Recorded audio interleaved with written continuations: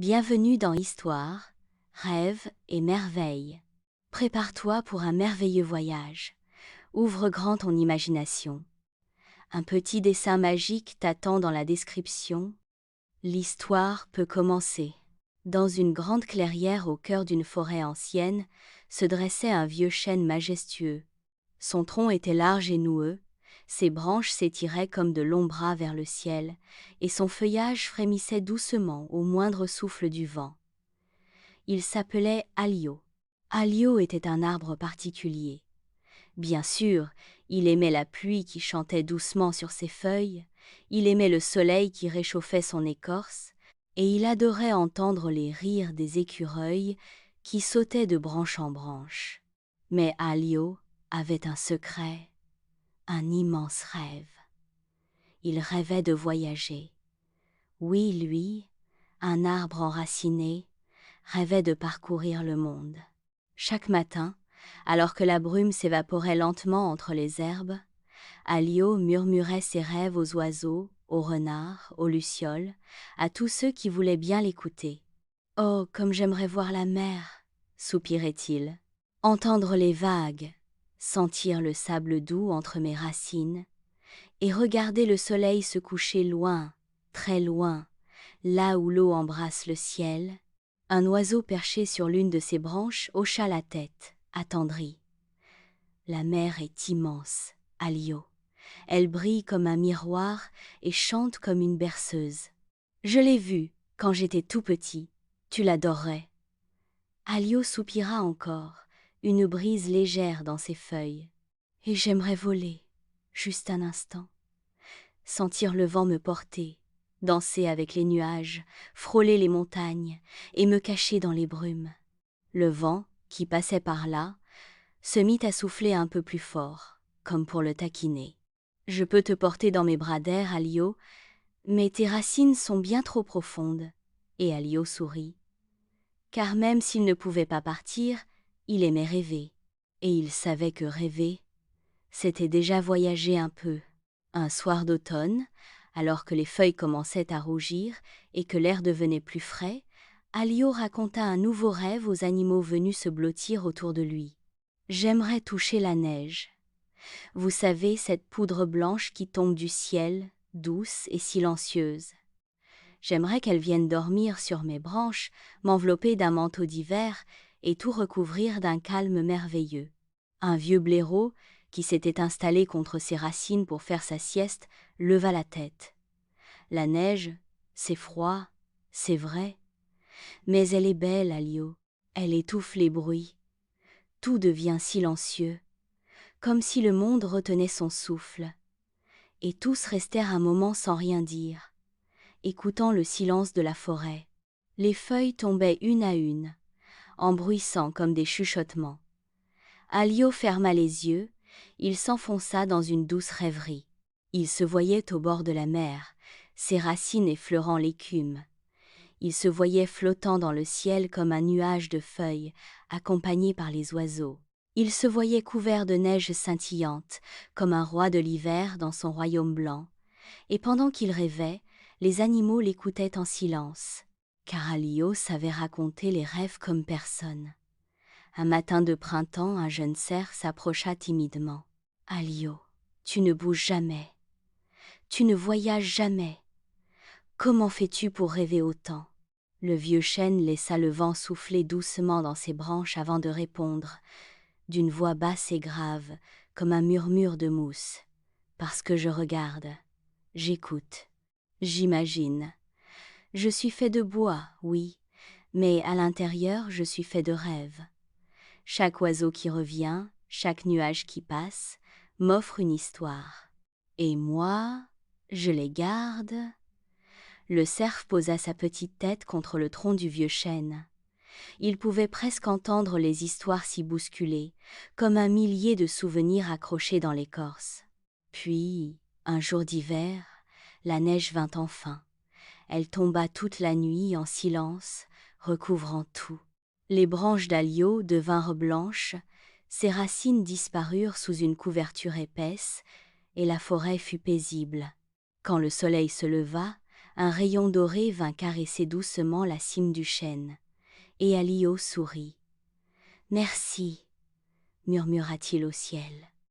Car même si ses racines l'empêchaient de partir, ses rêves, eux, n'avaient pas de limite. Grâce à ceux qui l'écoutaient, grâce au vent, à la pluie, aux saisons, il avait voyagé 1000 fois. Et il continuerait à rêver, encore et encore, tant qu'il y aurait des enfants, des animaux, des oiseaux, pour tendre l'oreille. Et si, un jour, tu entends un arbre bruisser doucement dans le vent, écoute bien. C'est peut-être Alio qui te raconte un nouveau rêve. Il était une fois, dans une jolie maison nichée au cœur de la forêt, un petit ourson tout doux, tout brun, qui s'appelait Petit Ours. Ce soir-là, le ciel s'était teinté de rose et de violet. Les étoiles commençaient à s'allumer une à une, comme de petites veilleuses accrochées au plafond du ciel. Petit Ours était en pyjama.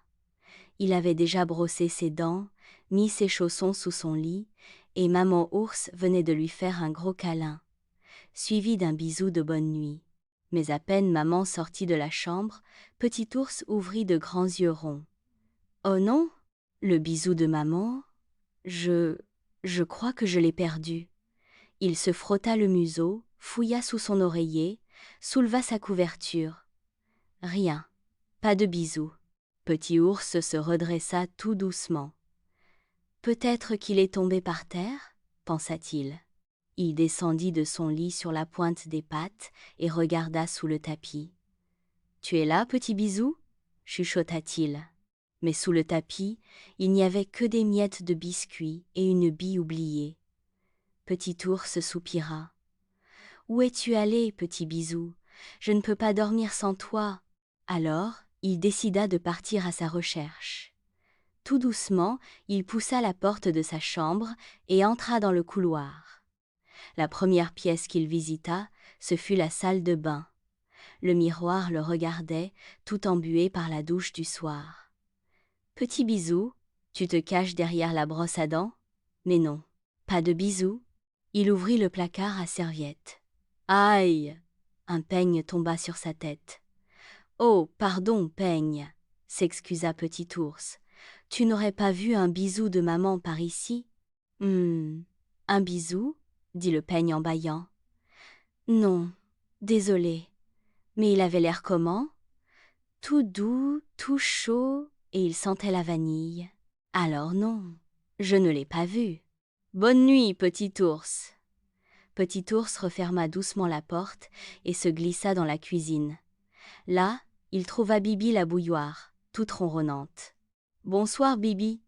Tu n'as pas vu un bisou passer par ici ? » « Oh non, je n'ai vu que des tasses et des cuillères. Mais regarde dans le garde-manger. Il y a parfois des choses étonnantes. » Petit Ours ouvrit la porte du garde-manger. Il y trouva un pot de miel, un paquet de céréales et un gros sac de riz. « Tu es là, petit bisou » murmura-t-il. Mais non, pas de trace du bisou. Un peu triste, Petit Ours s'assit sur une chaise. Ses paupières devenaient lourdes. « Je ne comprends pas. Où peut bien aller un bisou de maman ?» C'est alors qu'une toute petite voix répondit. « Peut-être qu'il s'est caché dans ton cœur. » Petit Ours leva les yeux. Sur le bord de la table, une minuscule souris grise l'observait avec un sourire. « Dans mon cœur ?» répéta Petit Ours, surpris. « Oui, les bisous les plus doux ne disparaissent jamais. Ils se blottissent juste à l'intérieur, là où c'est bien chaud et bien tendre. » Petit Ours posa une patte sur sa poitrine. Il ferma les yeux, et soudain, il sentit quelque chose. Un petit frisson, une chaleur douce, comme une caresse invisible. « Tu as raison, souris. Il est là, je le sens. » La petite souris hocha la tête. « Bonne nuit, Petit Ours. » Petit Ours se leva, le cœur plus léger, et retourna doucement dans sa chambre. Il grimpa dans son lit, remit sa couverture bien autour de lui et posa sa tête sur l'oreiller. « Merci, petit bisou, » murmura-t-il.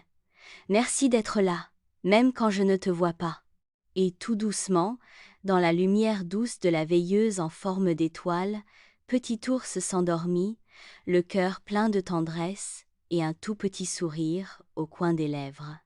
Et toi, petit rêveur, as-tu senti le bisou de ce soir se glisser dans ton cœur? Bonne nuit, fais de beaux rêves. Dans une jolie ferme ensoleillée, au milieu des champs dorés et des coquelicots qui dansent dans le vent, vivait une petite boule de plumes jaunes nommée Coquinette. Mais attention, Coquinette n'était pas une poussinette comme les autres. Non, non, non. Coquinette, elle avait une particularité, elle posait des questions tout le temps, du matin au soir, de l'aube jusqu'au crépuscule on entendait « Pourquoi le soleil brille ? Pourquoi les vaches ont des taches ? Pourquoi les vers de terre n'ont pas de jambes ? Si. Pourquoi si ? Pourquoi ça ? Coquinette veut savoir. Papa Coq n'en pouvait plus. Coquinette, ma chérie, tu pourrais juste picorer ton grain sans demander pourquoi il est rond. Mais Coquinette fronçait son petit bec. Bah si, papa, c'est important. Peut-être que s'il était carré, on le verrait mieux dans l'herbe. Hein ? T'en penses quoi, toi ? Maman Poule, elle, essayait d'être patiente. C'est bien de poser des questions, Coquinette, mais si tu pouvais attendre que j'ai fini de pondre mon œuf. Mais Coquinette ne s'arrêtait jamais. Même au moment du dodo, elle fixait les étoiles par la fenêtre et chuchotait. Pourquoi la lune me suit partout ? Est-ce qu'elle me connaît ? Un jour, dans la cour de la ferme, Coquinette alla voir Gaspard le cochon, qui se roulait dans la boue. « Pourquoi tu fais ça ? C'est sale, non ? » « Mais c'est pour me rafraîchir, voyons, » grogna Gaspard, un peu vexé. « Et pourquoi tu n'as pas juste un ventilateur ?» Elle alla voir les canards. « Pourquoi vous marchez comme ça en zigzag ? » « Coin, coin, c'est pour l'équilibre, petite curieuse. » Puis les vaches, les moutons, les chèvres, même la vieille tortue du potager, tous avaient droit à une pluie de « pourquoi », de « comment », de « et si ». Un matin, alors que tout le monde essayait de faire une sieste bien méritée, Coquinette grimpa sur une botte de foin et cria « Dites, tout le monde, pourquoi personne ne veut répondre à mes questions ?» Il y eut un silence, puis un long soupir général. Maman Poule s'approcha, très douce. « Ce n'est pas qu'on ne veut pas, ma chérie. Mais tu poses tellement de questions qu'on n'a même plus le temps de penser à la réponse. » Coquinette baissa la tête. « Oh, je voulais juste comprendre le monde. » C'est alors que Grand-Papy Cheval, qui dormait dans l'ombre depuis le début de la matinée, ouvrit un œil. « Viens par ici, petite curieuse. Je vais te raconter un secret. » Coquinette s'approcha tout doucement. « Tu sais, poser des questions, c'est un vrai cadeau. C'est comme allumer des petites lumières dans ta tête. Chaque pourquoi est une porte vers quelque chose de merveilleux. » Ses yeux brillèrent. « Tu veux dire que je suis pas embêtante ? Non, tu es une exploratrice, une découvreuse d'idées. Mais pour aller loin, il faut apprendre à écouter les réponses aussi. Parce que grandir, c'est savoir poser des questions et attendre d'apprendre. » Ce jour-là, Coquinette comprit quelque chose d'important. Elle n'arrêta pas de poser des questions, oh non. Mais elle apprit à écouter, à réfléchir, à poser une autre question après avoir reçu une réponse. Pourquoi le ciel est bleu ? À cause de la lumière du soleil et de l'air qui la diffuse. Ouah. Et est-ce que sur une autre planète, le ciel peut être rose ? Coquinette, la poussinette, curieuse et super chouette. Et petit à petit, tous les animaux se prirent au jeu. Ils aimaient répondre à Coquinette. Elle les faisait rire, rêver, réfléchir aussi. Elle devint la petite star de la ferme. On l'appelait « Professeur Pourquoi ». Et vous savez quoi ? Quand les œufs des autres poules éclosent, c'est Coquinette qu'on appelle pour leur expliquer le monde. Parce qu'apprendre à poser des questions, c'est une aventure qui ne s'arrête jamais. Et toi, petite ou petite curieuse qui écoute cette histoire, quel est ton prochain pourquoi ? Il était une fois, dans une petite ville joyeuse, une grande salle décorée pour une fête d'anniversaire. Des guirlandes de couleurs couraient le long des murs, des lumières clignotaient comme des étoiles, et des ballons flottaient partout, accrochés à des chaises, à des poignées, ou bien lâchés au plafond. Parmi tous ces ballons, il y en avait un peu spécial. C'était Ballon Rouge. Il avait une belle couleur cerise brillante. Pendant toute la fête, les enfants l'avaient lancé, attrapé, fait voler. Il avait ri avec eux, enfin, dans sa tête, car les ballons ne parlent pas vraiment, mais ils ressentent beaucoup. À la fin de la fête, alors que les enfants étaient partis, fatigués mais heureux, les adultes avaient commencé à ranger. Les ballons avaient été dachés un à un, sauf Ballon Rouge. Lui, il était monté si haut qu'il s'était coincé tout là, haut, au plafond. Personne ne l'avait vu. Et c'est ainsi que la salle s'était vidée, et que Ballon Rouge s'était retrouvé seul. Au début, il attendit. Il attendit qu'on revienne le chercher, qu'un enfant l'appelle, qu'une nouvelle fête recommence. Mais les heures passaient, puis les jours, et personne ne revenait. La salle restait silencieuse, endormie. Alors, une nuit, lorsque la lune brillait fort et que la fenêtre était restée entr'ouverte, un petit courant d'air entra et fit frissonner la salle. Ballon Rouge sentit un frémissement le traverser. Il se balança doucement, puis un peu plus fort, et, dans un léger « pop », il se décrocha du plafond. « Youhou !» pensa-t-il, tout excité. Porté par le vent, il fila par la fenêtre ouverte et s'envola dans la nuit noire. Dehors, le monde était immense. Ballon Rouge n'avait jamais vu les étoiles d'aussi près.